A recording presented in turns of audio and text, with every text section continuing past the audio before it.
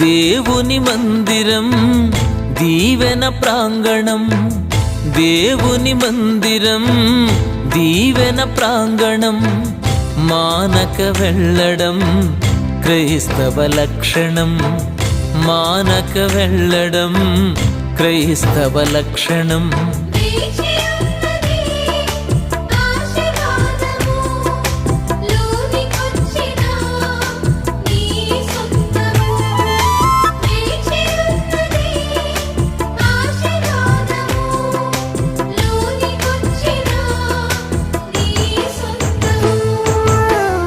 దేవుని మందిరం దీవెన ప్రాంగణం, దేవుని మందిరం